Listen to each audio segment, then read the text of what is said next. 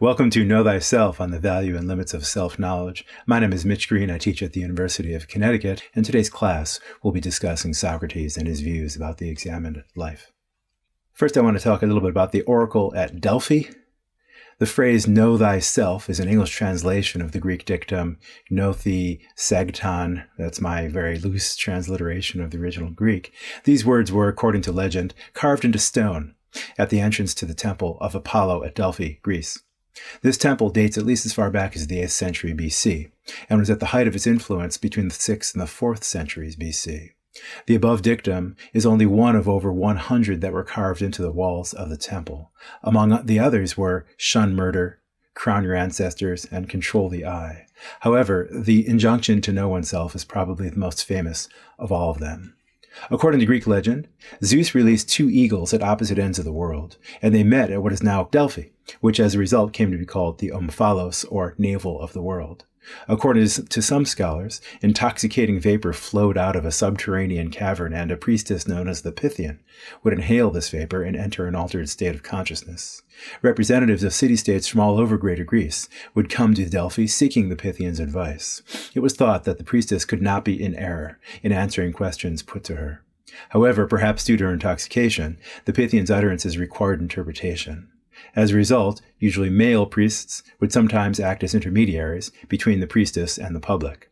But even with the aid of their interpretation, the priest's words had to be construed carefully. According to one famous story, King Croesus of Lydia consulted the oracle to determine whether he should attack Cyrus the Great and his Persian army. The oracle replied that if he attacked the Persians, he would destroy a great empire. Croesus took this reply as advice to attack, but when he did so, his army and consequently his own empire were destroyed. Socrates was a philosopher whose dates were 469 to 399 BC. He was the son of a midwife and a sculptor. He never published a word. He spent most of his time hanging out in the agora, which is the Greek version of a marketplace where people buy and sell things. They share gossip. Sometimes aspiring politicians will try to make speeches before they get shouted down. Socrates tended to question others rather than espousing his own views, and he, as a result, became the namesake of what we now refer to as the Socratic method in teaching, in which a teacher tries not to tell her students anything, but gets them to come to realizations primarily by asking questions. Rather than work in a job such as sculpting or sandal making, Socrates could usually be found in this agora engaging in conversation with a respected Athenian citizen or one of the city's many visitors. In these conversations, Socrates would typically raise a question about the nature of justice or virtue, piety or knowledge. More often than not, Socrates would show his interlocutor that their answer was unacceptable in some way, for instance, as a result of being inconsistent or as a result of not cohering with something else that the person accepts. This had two consequences. First of all, it gained Socrates a small band of followers who found these conversations fascinating. These followers were aristocratic young men who had the leisure time to spend their days in discussion rather than at work. Among the young men in his entourage are Crito, Xenophon, Cratylus, and Plato, who came to write down many of the dialogues that he witnessed between Socrates and others.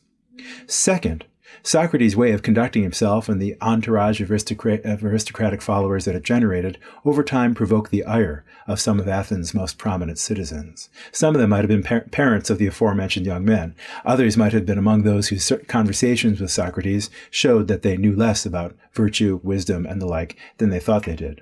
This ire grew over the years until a formal accusation was lodged against Socrates. What was the charge? Well, it included such things as, he corrupts the youth of our city, and he makes the worse argument the stronger, and he busies himself studying things in the sky and the earth, in addition to, he teaches these same things to others. Socrates will defend himself against 501 of his fellow Athenians. Their juries were much bigger in those days than they are as familiar to us now, and he finds himself surrounded by that many jurors as he comes to take the stage to defend himself against his accusations.